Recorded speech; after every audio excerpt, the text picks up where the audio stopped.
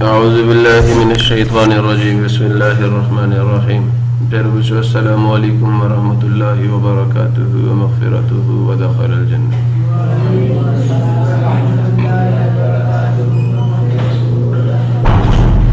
Rabbi इश्रह ली सदरी व यस्सिर ली अमरी वहलुल उक़दतम मिन लिसानी यफ़क़हू क़ौली। Rabbi ज़िदनी इल्मा rabbi ज़िदनी इल्मा rabbi ज़िदनी इल्मा।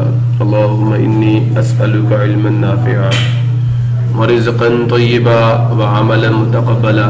अल्लाहुम्मा अल्लिमनी अल-किताब वल हिसाब।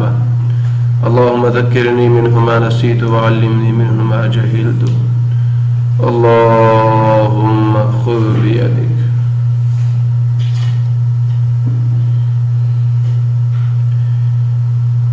अरे बच्चों, आज हमारे 9th क्लास के मैथमेटिक्स का चैप्टर नंबर 12 हम शुरू करने जा रहे हैं और उसका पहला थ्योरम आज हम लोग डिस्कस करेंगे। लेकिन उस थ्योरम के अंदर कुछ बेसिक चीज़ें, कुछ बेसिक डेफिनेशंस जो आपको आनी चाहिए, जो आपको फ़ायदा भी देंगी।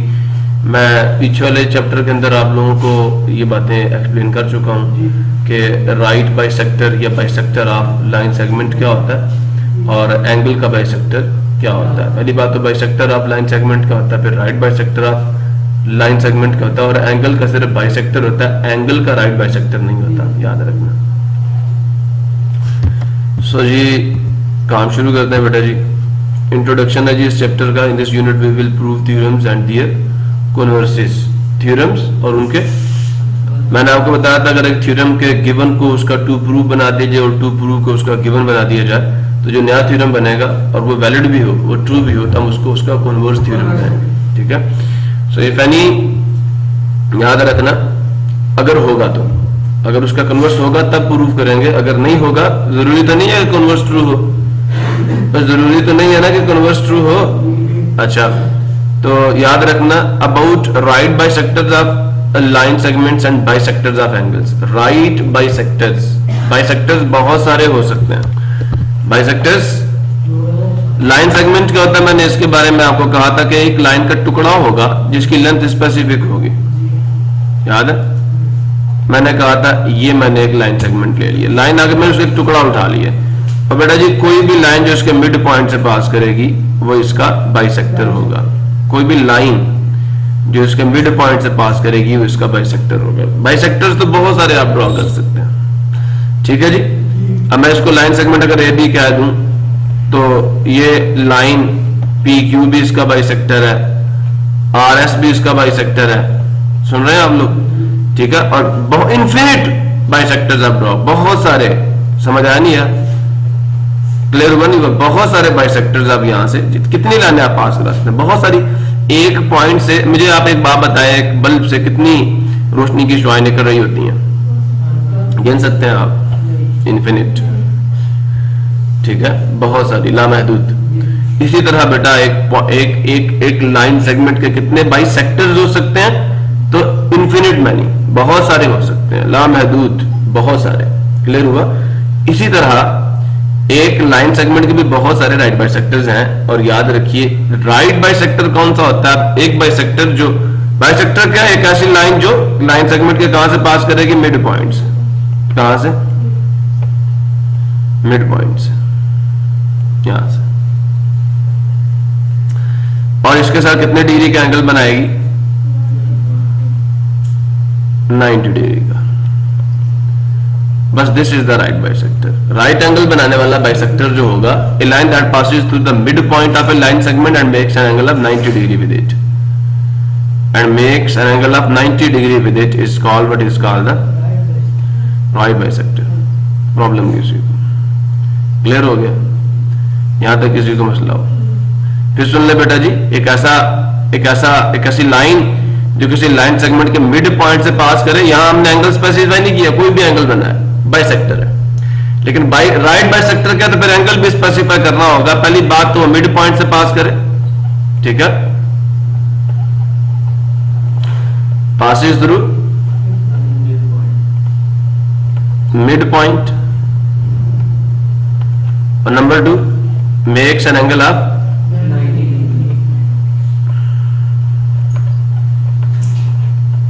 90 degrees।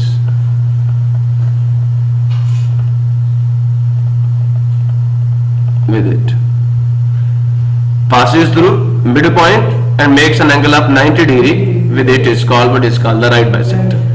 ठीक है बेटा, मिड पॉइंट. अब जा बात सुनो कि मैंने क्या दिए, मिड पॉइंट, ये बाइसेक्टर है, मैं इसका नाम दे देता हूं LM का. ठीक है, मैं इसको नाम दे देता हूं LM का. तो मैंने अगर सिर्फ इतना कह दिया कि line LM is bisector of line segment AB. मैंने कहा LM जो है वो बाइसेक्टर है किसका, लाइन AB का, और ये जिस पॉइंट पे उसको मीट कर रहा है, चलो मैं उसको O का नाम दे देता हूं. ठीक है बेटा, इसकी लेंथ स्पेसिफिक नहीं है, इसकी लेंथ क्या है, इन्फिनिट. इसकी लेंथ क्या है, और इसकी लेंथ हमें पता है क्या है, इसकी लेंथ इन्फिनिट नहीं है. इसकी लेंथ 2 मीटर 3 मीटर 4 मीटर आप मेजर कर सकते हैं. इसकी लेंथ हम तो कैसे कॉन्ग्रुएंट हो जाएंगे. हाँ, इसको तुम लिख सकते थे कॉन्ग्रुएंसी की जुबान में, तो क्या इंप्लाई करता है. Chapter number 9, theorem number 1. Prove that one and only one circle passes through 3 non-collinear points. Prove कर चुके हैं हम लोग, याद है ना आपको. So I want from you, I am expecting from you that you will tell me. Bisector है, इसका मैथमेटिक्स क्या है. बिल्कुल यही तो है, मिड पॉइंट से पास करें, लेकिन इसका मतलब क्या है. औज़ु बिल्लाहि मिनश शैतानिर रजीम. ओ भाई, AB का मिड पॉइंट पर क्या होगा अगर ये बाइसेक्टर है तो. जिस पॉइंट से ये पास होगी वो मिड पॉइंट ही होगा ना, तो वो क्या है, मिड पॉइंट. मिड पॉइंट होने का मतलब जानते हो, मैंने आपको 9th चैप्टर में पढ़ाया मिड पॉइंट का क्या मतलब है जी. ये जो पॉइंट है ना लाइन सेगमेंट AB पे, इसका इस एंड से भी फासला और इस एंड से भी फासला क्या बराबर है. इसके 2 मीनिंग है. पहला मीनिंग ये है कि जो OA का मैग्नीट्यूड है वो बराबर है मैग्नीट्यूड ऑफ OB के. You can say that both are congruent. समझ आया नहीं है. पहली चीज ये. दूसरी चीज ये बेटा, मिड पॉइंट होने का मतलब ये है कि इसको 2 हाफ्स में डिवाइड करेगी. इसको 2 हाफ्स में, 2 बराबर हिस्सों में डिवाइड करेगी, तो एक हिस्सा हाफ होगा.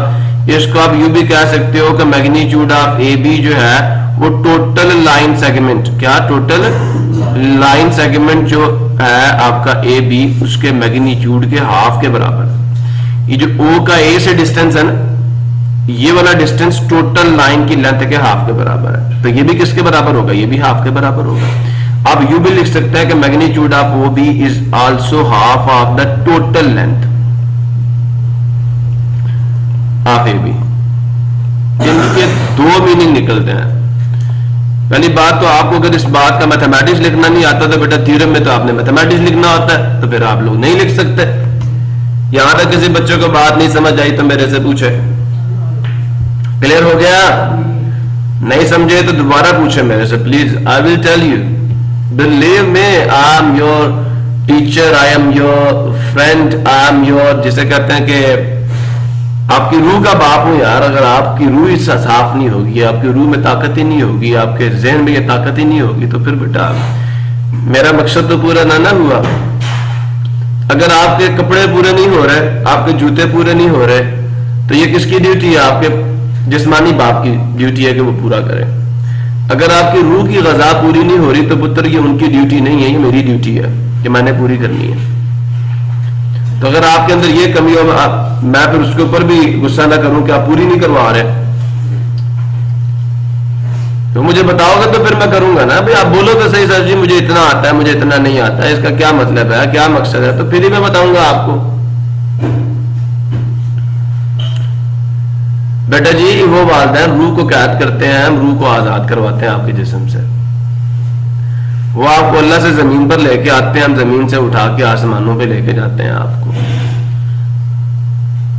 समझ आ नहीं है. वो आपको मिट्टी में कैद करते हैं, हम आपको मिट्टी से आजाद करवाते हैं. बड़ा मुकाम है उनका भी. लेकिन अल्लाह रब्बुल इज्जत ने, ये आपके माँ बाप माने ना माने, कोई दुनिया वाला माने ना माने, अल्लाह रब्बुल इज्जत ने फौकियत हम लोगों को दी है. हमारा हक ज्यादा तुम लोगों पे.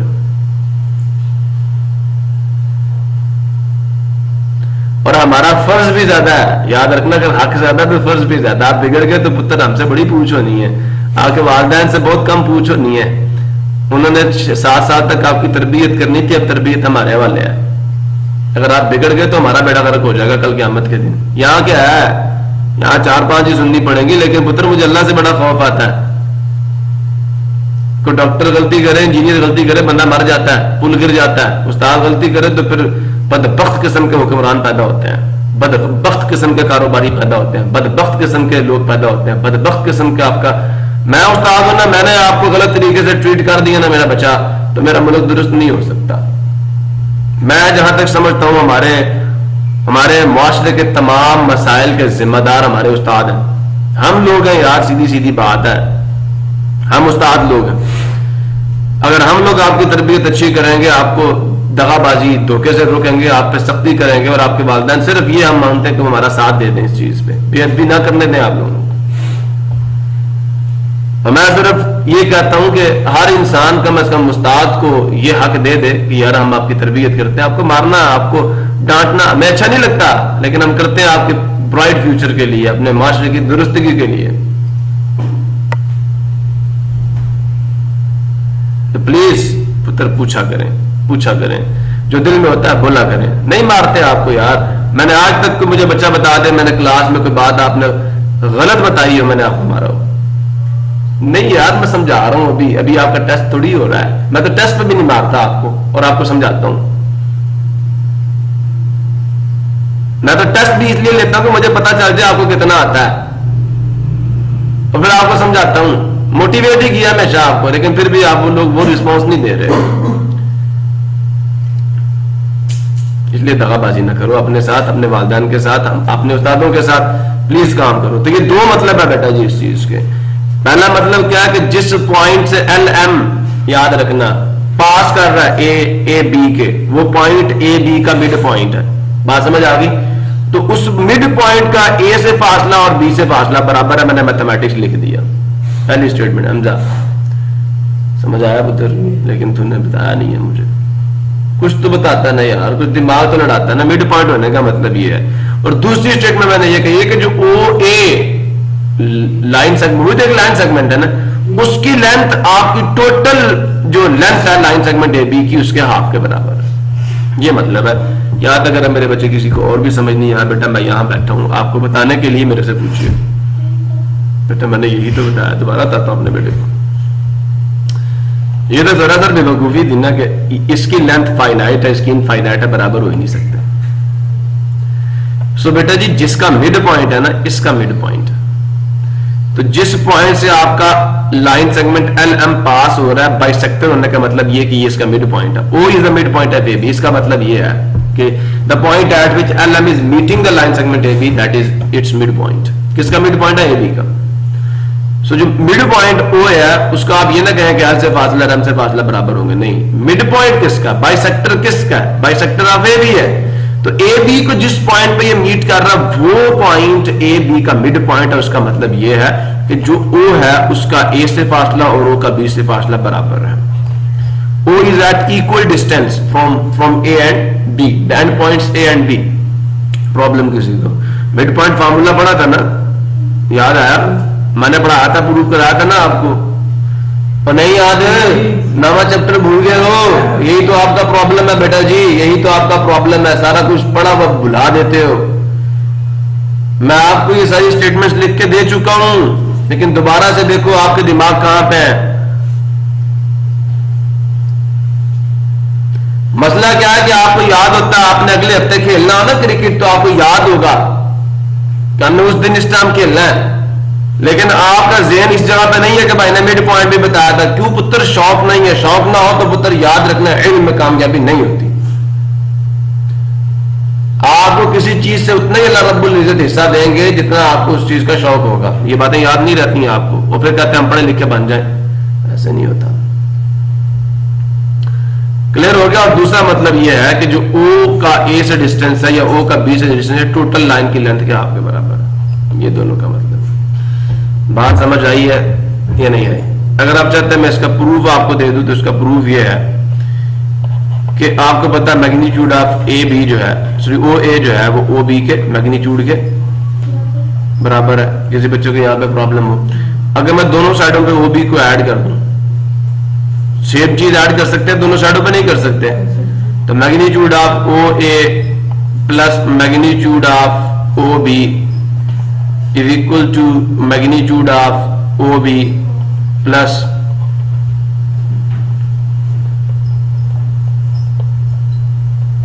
क्लियर हो गया? ये कितना हो गया?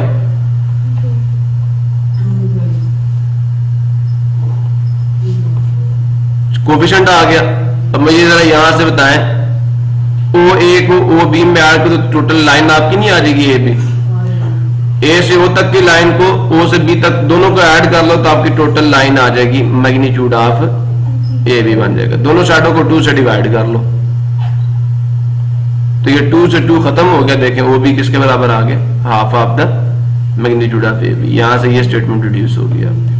अगर आप दोनों साइडों पे ओ ए ऐड करते तो फिर ये वाली स्टेटमेंट आपकी निकलती। So both statements have same meaning, दोनों का मतलब सेम है। अगर अभी भी किसी बच्चे को बात नहीं समझ आई तो मेरे से पूछे। सबको क्लियर है? किसी को मसला है तो बेटा जी पूछें आप लोग। I will tell you each and everything about this concept that you will ask. अभी तक तो मुझे लगता है कोई सवाल इस पे पैदा नहीं होना चाहिए। अगर है तो बेटा जी लाजमी पूछे, I will tell you. Clear हो गया? सिमिलरली और राइट बाइसेक्टर क्या होगा? अगर मैं ये कह दूं कि it is the right bisector, क्या it is the right bisector, और लिखे वो का मैथमेटिक्स तो पता चल गया ना कि इसका मैथमेटिक्स ये है। अगर ये लिखा हो तो इसका मतलब ये है, ये दोनों एक जैसी हैं। If and only if LM is the bisector of AB if and only if magnitude of OA is equal to magnitude of OB. The point at which LM is meeting the line segment AB, it is the midpoint. And midpoint means this statement, this mathematical equality. Problem किसी को? अगर ये हो तो आप ये लिख सकते हैं। अब अगर राइट बाइसेक्टर की बात की तो फिर बेटा 2 बातें हैं। फिर कितनी बातें हैं? 2 बातें। एक तो मैंने कहा कि OA का मैग्नीट्यूड जो है वो बराबर होगा किसके मैग्नीट्यूड के? Magnitude of O B. और दूसरी चीज राइट बाइसेक्टर होने का मतलब यह है कि जो आपका एंगल है, कौन सा angle? L O M, magnitude of angle L O B, M नहीं बेटा बी, मेरे से एम निकल गया मुंह से, ये बी बराबर होगा magnitude of angle L O A. ये दोनों 90 डिग्री के होंगे।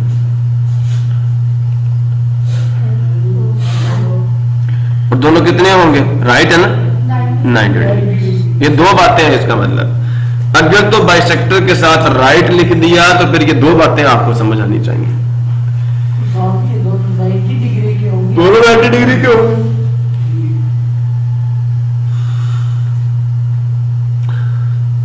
द टोटल सम कितना आएगा भाई? राइट बाइसेक्टर है ना, तो राइट का होने का मतलब यह है कि एंगल 90 डिग्री का बनाएगा। तो अगर एक लाइन किसी भी लाइन सेगमेंट को 90 डिग्री का एंगल बना के मिलेगी तो बाकी जो 3 एंगल हैं, ठीक है, वो भी 90 डिग्री, उसके एडजेसेंट एंगल भी 90 डिग्री के होंगे, उसके सप्लीमेंट्री एंगल, उसके जो वर्टिकल एंगल्स है वो भी क्या होंगे? 90 डिग्री के होंगे। सब 90 डिग्री के होंगे। 4 एंगल बनेंगे, चारों के चारों 90 डिग्री के होंगे। प्रॉब्लम किस? दोबारा बता देते हैं जी। बेटा जी मैंने ये कहा कि अगर एक लाइन सेगमेंट LM जो है वो किसी दूसरी लाइन सेगमेंट AB का बाइसेक्टर है, ठीक है, मैंने वो स्टेटमेंट लिखी है, LM is the right bisector of what? Of line segment AB, not AB। What is AB? It is the line segment. अब ये अगर इसका बाइसेक्टर है तो मैंने आपको पहले बताया था इसके 2 मतलब है। एक तो ये इसके मिड पॉइंट से पास करता है। मिड पॉइंट से पास होने का मतलब ये कि वो पॉइंट जिस पे ये मीट कर रहा है उसका A से फासला और B से फासला दोनों के बराबर है। प्रॉब्लम किसी को? और फिर राइट, ये मैंने अभी किसका बताया? बाइसेक्टर का। और राइट का मतलब ये है कि जिस एंगल से ये इस लाइन को मीट कर रहा है that angle is equal to 90 degree. ये मैंने 2 बातें यहाँ आपके सामने मैथमेटिकली लिख दी हैं, ठीक है जी, ये मतलब है इसका। आगे चलते हैं। 16 वाला ये लिखा हुआ है, right bisector of a line segment, a line L is called the right bisector of a line segment small, ठीक है, line segment AB if small l is perpendicular means the meeting angle is 90 degree to the line segment and passes through its midpoint। दोनों बातें कही इन्होंने भी। इसी तरह बेटा बाइसेक्टर ऑफ एन एंगल का मतलब क्या, और ये मैंने जब आपको सेकंड थ्योरम करवाया था, थ्योरम नंबर 2, तो मैंने आपको कहा था draw the bisector of angle ए, याद आया? मुझे नहीं पता ए तक याद है, लेकिन मैंने इस एंगल का बाइसेक्टर ड्रॉ कराया था। तो फिर आपने क्या कहा था, ये वाला एंगल और ये वाला एंगल क्या बराबर है? तो बाइसेक्टर मैंने कहा था ये होगी भी एक रे। ये रे याद आया, मैंने रे की डेफिनेशन भी बताई थी कि a set of infinite points that extends in one direction not a dimension. मैंने आपको इसकी डेफिनेशन दी थी रे की। तो और से सुनिए, अगर आपके पास एक एंगल है this A O B, clear हुआ? प्रॉब्लम किसी को?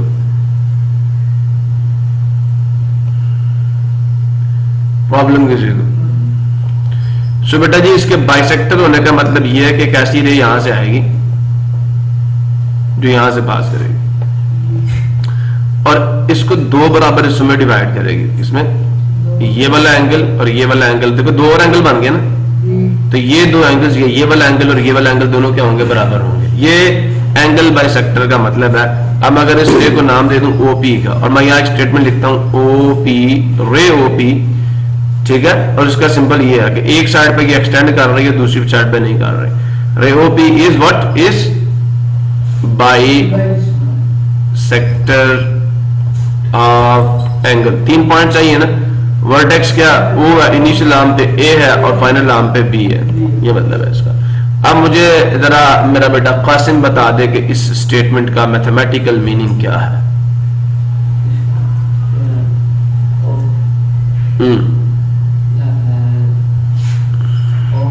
बेटा जी अगर आपको ये नहीं लिखना आता ना मेरा बच्चा, फिर मैथमेटिक्स पढ़ना छोड़ दो। मैं आपको भी ये मैथमेटिक्स लिखना सिखा रहा हूं, यही मैथमेटिक्स है कि आपको लिखे हुए कि समझो इसका मतलब क्या है। फिर फजूला थ्योरम समझाना आपको, बिल्कुल नहीं। I will not start the theorem before. याद है बेटा किसी को प्रॉब्लम? लेकिन कासिम मियां आप जरा मुझे बता दें प्लीज, ताकि मेरे दिल को सुकून आ जाए कि वाकई आप लोगों को आता है जी।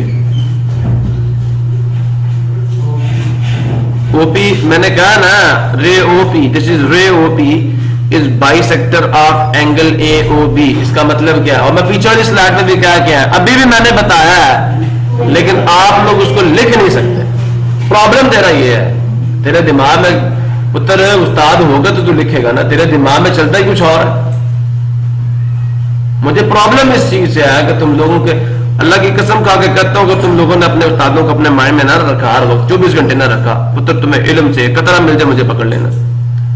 तुमने गली के लफंगे अपने दिमाग में रखे, चौकों के लफंगे अपने दिमाग में रखे, और तुमने बाजारों को अपने दिमाग में रखा, तो उस्ताद को तो तुमने निकाल के बाहर फेंका। वो तो किसी कोने में बैठा बेचारा रो रहा है कि मैं इतनी बातें बताता हूं, मैं इतने इल्म की बातें तुम्हें बताता हूं, उसका ख्याल ही नहीं करते।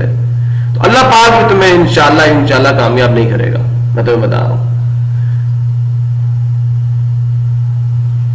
समझ आया नहीं? और तरीकत में एक टर्म है ना, तसव्वुर शेख, क्या लोग उसको शिरक कहते हो, या वो शिरक नहीं है। तसव्वुर शेख का मतलब यह है कि मैं हर वक्त अपने शेख के बारे में सोच रहा हूं, सिर्फ कि मैं किसी तरीके से अपने शेख जैसा बन जाऊं। फिर शेख भी तो कोई आम चीज नहीं है। अब जिसने अल्लाह के नबी सल्लल्लाहु अलैहि वसल्लम का तसव्वुर कर लिया कि अल्लाह मुझे उन जैसा बना दे, दुआएं करना शुरू कर दी। अल्लाह ने तसव्वुर शेख का क्या कहा, अल्लाहुम्मा इहदिना सिरातल मुस्तकीम सिरातल लज़ीना अनअमता अलैहिम गैरिल मग़दूबि अलैहिम वलद्दल्लीन। अल्लाह मुझे उन लोगों के रास्ते पे चलाना जिन पर तूने इनाम फरमाया। और यही है तसव्वुर शेख यार। और अगर तो तुमने ये कह दिया नहीं नहीं ये मेरा वो खुदा पुत्र, ये शिरक हो गया, ये शिरक है। नहीं कहना या अल्लाह ये तेरे बड़े नेक बंदे हैं, तेरे बड़े प्यारे बंदे हैं, सहाबा हैं, औलिया अल्लाह है, या अल्लाह तेरे बड़े अच्छे बंदे हैं, मेरे मालिक मुझे भी उन जैसा बना दे, मेरे अल्लाह मुझे भी उनके तरीके पे चला दे। बस ये है तसव्वुर शेख। और यही याद रखना, अगर तुमने तसव्वुर शेख कर लिया कल को अल्लाह के, देखो ना, और तसव्वुर शेख उसी मुर्शिद का किया जाता है जो अल्लाह के नबी सल्लल्लाहु अलैहि वसल्लम की सुन्नतों पे 100% अमल करता हो, 100% अमल करता हो। शेख भी ऐसा ढूंढो, हमें तो कुताहियां भी कर हुई है, लेकिन यार ये जो मैं तुम्हें दुनिया का इल्म दे रहा हूं इसको तो कम से कम देख लो ना, इस पर तो मेरा अमल, मैं जिसे कहता हूं कि अल्लाह ताला से और अमल मांगता हूं, टूटा फूटा करता हूं इसके ऊपर मैं अमल, तो जितना बताता हूं उसको तो याद रख लिया करो। जिसको घर जाके ये ख्याल आ रहा ना, मैं कसम खाता हूं अल्लाह पाक उसको ये इल्म नहीं अता करेंगे, ये वाला फैज नहीं देंगे उसको, तो ये सजा है तुम्हारी। जी जिक्रिया आप बताएं भाई, मैग्नीट्यूड। हाँ, magnitude of,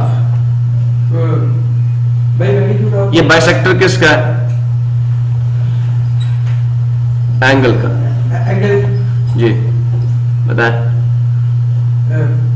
magnitude of angle. Magnitude of angle O है बेटा जी, ओ क्या वर्टेक्स है? मैंने पहले कहा था कि एंगल को नाम किसी बाजू से देना शुरू किया करो। जी, ए बी, ए वर्टेक्स क्या है? ओ और फिर बी, बी, ये एंगल, ठीक है, किसके बराबर होगा?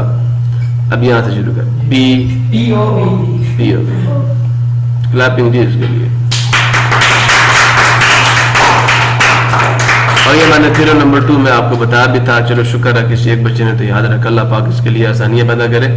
तो वो तरजी तसव्वुर शेख जरूरी है, तसव्वुर वो कि या अल्लाह मुझे मेरे शेख जैसा बना दे, मेरे उस्ताद जैसा बना दे, मेरे मुर्शिद जैसा बना दे। हाँ मेरा पुत्र लिखो आप। Magnitude of angle AOB is half of magnitude of AOB is equal to half of Hamza, Hamza गौर कर, जो जिस एंगल का तू लिखवा रहा है AOB का, ये टोटल एंगल है ना, मेरा बच्चा इसका हाफ करना है, इसका हाफ करेगा तो छोटा बनेगा, आप समझ आए? तो छोटा कोई भी लिखवा दे, AOP, BOP भी बेटा कह सकते हो, AOP भी कह सकते हो, दोनों में से कोई एक यहां पे डाल सकते हो, ठीक है। मैग्नीट्यूड ऑफ एंगल BOP, दोनों का मतलब ठीक है आप। तो ये बड़े का, वो कंपोनेंट है ना, तो कंपोनेंट बड़े का हाफ होगा, ठीक है ना, समझ आ गया? अब आधी रोटी पूरी रोटी के हाफ के बराबर तो नहीं ना होगी, आधी रोटी पूरी रोटी के हाफ के बराबर तो नहीं ना होगी, फिर मैं क्या कह रहा हूँ, फिर गौर कर, आधी रोटी पूरी रोटी के हाफ के बराबर तो नहीं ना होगी, होती है, यही तो कह रहा हूँ तुझे, ठीक है। अब पूरी रोटी आधी रोटी के आपके बराबर, वो तो जुताई हो जाएगा उसका, समझ आया? तो इस तरह बेटा सोच के प्रैक्टिकल लाइफ से एग्जांपल्स लेके, यहां तक किसी बच्चे को बात नहीं समझ आई तो मेरे से आप पूछ लें। क्लियर है जी? अब बेटा अगर आपकी ये स्टेटमेंट समझ आ गई है तो फिर हम चलते हैं पहले थ्योरम पे। उन्होंने कहा रे कौन सी जी? BP, कौन सी रे? is called bisector of angle ABC, angle ABC। अब ये कहां इसकी शक्ल उन्होंने बनाई है? I don't know where they have। भाई शक्ल तो बनाते हैं ना साथ। अच्छा आप समझ गए इस चीज को, और उसका मतलब यही है कि आपका एक एंगल है ABC, फर्स्ट कर लो का एंगल आपने, B उसका वर्टेक्स होगा, ए उसके इनिशियल आर्म पे होगा, सी उसके फाइनल आर्म पे। एक रे आपने देखे वर्टेक्स से शुरू होगी, अब मैंने जो रे ली थी वो भी तो ओपी थी ना, वो भी तो वर्टेक्स से शुरू हो रही थी ना, लेकिन बी वर्टेक्स से BP रे ले लिया आपने। तो if P is a point in the interior of the angle, अगर P कोई पॉइंट है एंगल के इंटीरियर में, ये कह रहे हैं, ABC आपके एंगल का नाम था, और एक पॉइंट आपने P ले लिया यहाँ पे। सो बेटा जी ये इसको यहां से ज्वाइन करो ना इसके साथ, तो ये मिड में पॉइंट है ना, इंटीरियर में पॉइंट है एंगल के, तो ये जो एंगल बनेगा उसका मैग्नीट्यूड इस एंगल के मैग्नीट्यूड के क्या होगा? बराबर, ठीक है। इसको मैं ये कह देता हूं बेटा, ये मतलब है इसका। देखो ABP, देखें ABP एंगल आ गया, और दूसरा क्या होगा? PBC ये देख लें, उन्होंने ये कह दिया। अब थ्योरम नंबर 12.1.1 है, इस बात को जरा गौर से सुनना, गौर से सुनना। कहता है point on the right bisector of a line segment. इसका क्या मतलब है बेटा? मैंने आपको एक बात कही थी, बात गौर से सुनना, कि जो लाइन होती है, पहली बात तो याद करवाओ लाइन क्या होती है? ए सेट ऑफ, हाँ जी, infinite points, infinite points extending in one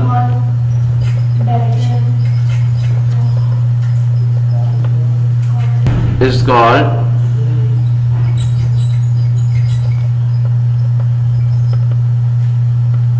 a line, जिसको मैंने आपको रिप्रेजेंट भी करके दिया था। मैंने कहा इसको शो करने के लिए 2 पॉइंट चाहिए होते हैं, याद है?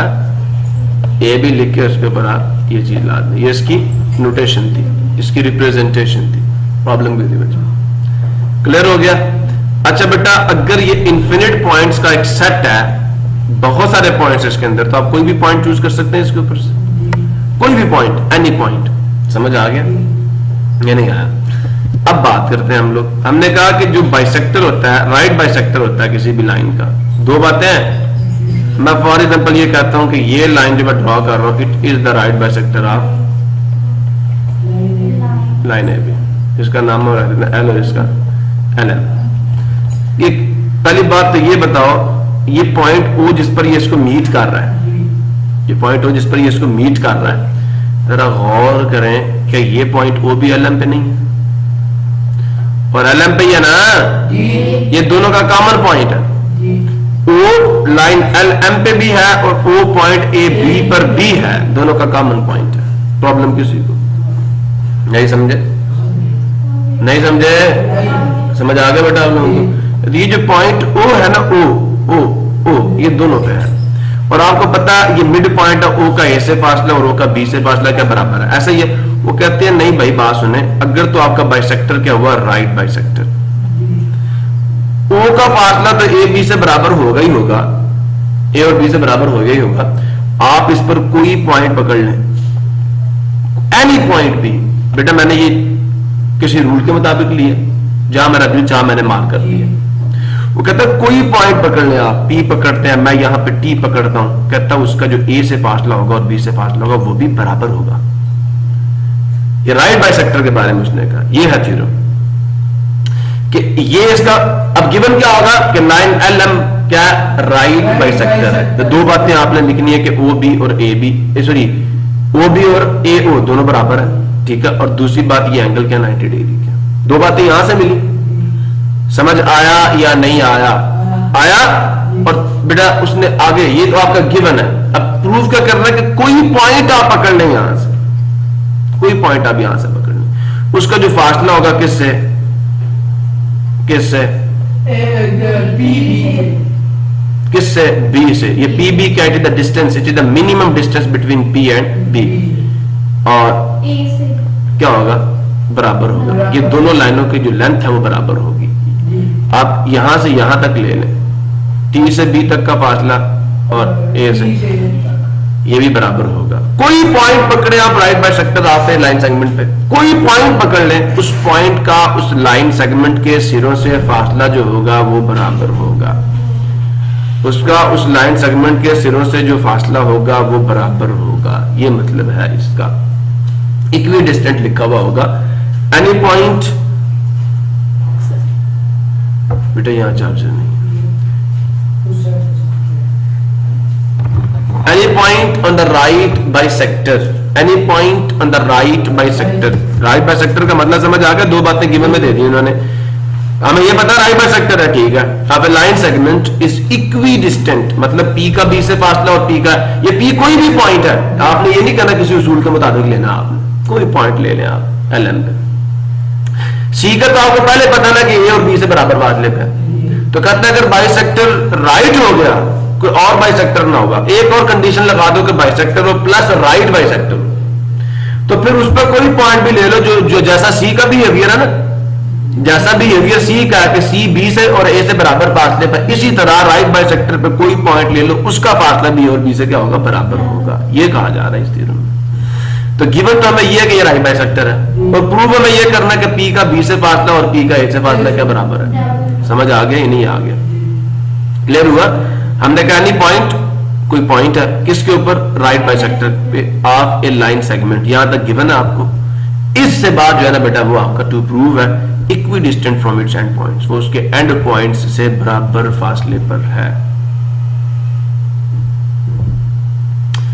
समझ आ गया या नहीं आया? समझ आ गया या नहीं आया? प्रॉब्लम किसी को समझ आ गई थ्योरम की स्टेटमेंट? तो चलें फिर हम लोग थ्योरम शुरू करते हैं। फिगर बनाएंगे पहले।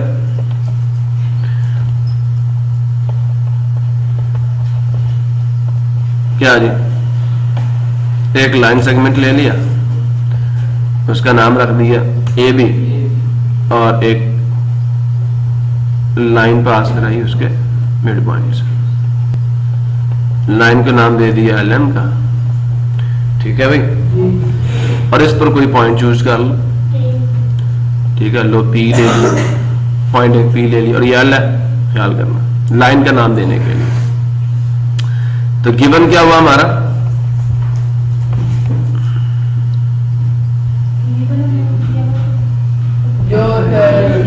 हम लिखेंगे लाइन बाइसेक्टर का होगा ना, लाइन एल एम मीट्स, इसको नाम क्या दे दूं, वो दे दूं, जिस पॉइंट पे वो मीट कर रहा है ए बी को, line L M meets line segment A B at O.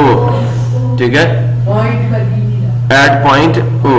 ठीक है, सच दैट, इस अंदाज में मिल रहे हैं। अब आपने कहना राइट बाइसेक्टर है ना, सच दैट कि ये जो एल एम है, ये लाइन एल एम है, it meets perpendicularly line segment A B. इसका मतलब ये है, इसका मतलब ये है, क्या मतलब है इसका, कि angle L O B is equal to, magnitude डाल देता हूं, magnitude of angle and both are 90 degree. समझ आया नहीं यार? क्लियर हो गया सारों को? पक्का? आगे चले, गिवन है। और दूसरी बात बेटा क्या, हमने कहा था बाइसेक्टर है, ये तो मैंने अभी राइट के लिखा ना।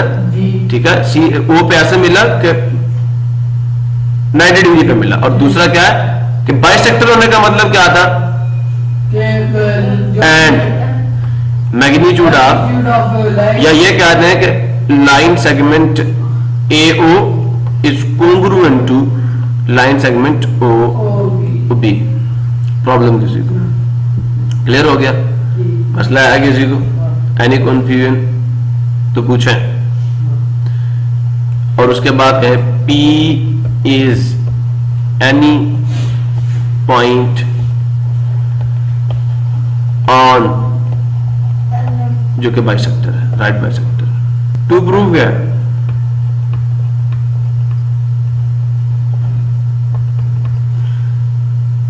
टू प्रूव क्या है, जो लाइन ए ओ है वो शाबाश। और यार ए ओ तो पहले लिखा हुआ आपने, फिर दोबारा पढ़े, एनी पॉइंट पी, ए पॉइंट पी।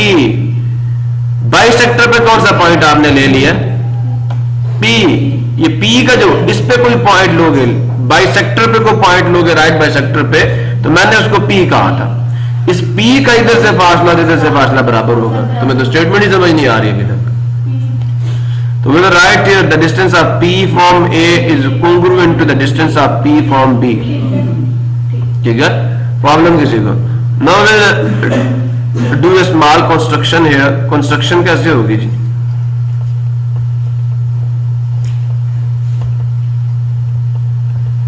सिर्फ एक छोटा सा काम करें कि P को ज्वाइन करने किससे, बस इन दोनों से इसको ज्वाइन कर दो। Join P2 AB। इस तरह दो ट्राइंगल्स आपकी बन जाएंगी POA POB। अब हमने इन दोनों को कॉन्ग्रुएंट साबित करना है। जब ये कॉन्ग्रुएंट साबित हो जाएंगी तो हम मैचिंग पोजीशन की जो साइड्स हैं उनको एक दूसरे कॉन्ग्रुएंट कर लेंगे, नहीं कर लेंगे, ऑटोमेटिकली हमारा प्रूफ हो जाएगा। अब इसके अंदर मजे की बात चेक करें, आपको पता है ये इसके कॉन्ग्रुएंट है, पता है ना, आपको पता है ये वाला एंगल इस एंगल के कॉन्ग्रुएंट है, पता है ना, ये तो राइट बाइसेक्टर ने दो बातें आपको बता दी। तीसरी बात जो OP है दोनों में कॉमन है, तो तीन बातें पूरी हो गई ना, एंगल साइड एंगल थ्योरम लगेगा, दोनों ट्रायंगल्स कॉन्ग्रुएंट हो जाएंगी। बाद में आप अपनी मर्जी की बात कर सकते हैं, जब कॉन्ग्रुएंट हो तो फिर मैचिंग पोजीशन साइड्स भी कॉन्ग्रुएंट होंगे। क्लियर हुआ नहीं हुआ? और क्लियर हुआ? Let us start the proof. मुझे याद है किसी को मतलब अच्छा बेटा अब हम प्रूफ लिखेंगे और प्रूफ इंशाल्लाह फिर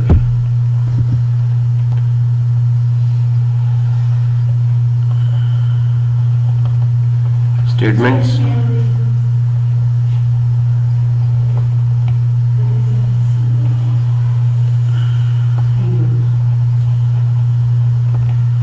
रीजंस। पहली बात, इन द करस्पॉन्डेंस ऑफ कौन सी दो ट्रायंगल्स है? POA triangle POA with the triangle POB। पहली चीज जो हमारे माइंड में आनी चाहिए वो ये है कि OA देखे ना, OA is congruent to OB। वजह ये हमें गिवन है। कैसे गिवन है? हमें पता था कि LM is bisector, so therefore ये मिड पॉइंट से पास करेगा ना, O इज मिड पॉइंट, वो मिड पॉइंट है। बाइसेक्टर करने का मतलब ये कि O इज, ये बुक पे नहीं मिलेगा, वैसे आपको लिख के दे रहा हूं ताकि आपके माइंड में रहे, मिड पॉइंट ऑफ AB। ठीक है। दूसरी बात बेटा आपने कहा था राइट बाइसेक्टर है, तो इसका मतलब ये वाला एंगल और ये वाला एंगल कॉन्ग्रुएंट है। तो फिर राइट हियर कौन सा एंगल जी? Angle POA is congruent to angle POB। ये भी गिवन है, राइट बाइसेक्टर। ठीक है, याद है, राइट बाइसेक्टर लिख लेना, LM इज राइट बाइसेक्टर। तीसरी चीज जो आपने यहां से देखनी, PO is common in both, PO is congruent to PO। अब सेम लाइन है ना दोनों में, इसका मतलब ये तो हमारी क्या जी? कॉमन है दोनों में। ठीक है, प्रॉब्लम किसी को तो देना, आपका लग नहीं गया साइड एंगल साइड पासुलेट, लिहाजा हमारी ये दोनों triangles, triangle POA is congruent to triangle POB, side angle side postulate. Problem किसी को क्लियर हो गया? अब जरा गौर से सुनना। अब बेटा जब ट्रायंगल्स कॉन्ग्रुएंट हो गए तो मुझे ये बताएं कि जो साइड PA है, कौन सी साइड? PA, इनिशियल और फाइनल। ठीक है, PA और PB कॉन्ग्रुएंट होंगी नहीं होंगी? पक्की होंगी, तो यहां लिख दें, बस आपका काम हो गया। PA is congruent to PB। ये बेटा क्या? कोरेस्पॉन्डिंग साइड्स ऑफ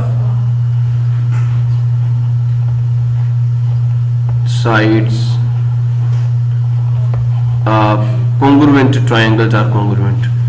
ये सिंपल डालो, congruent triangles are congruent,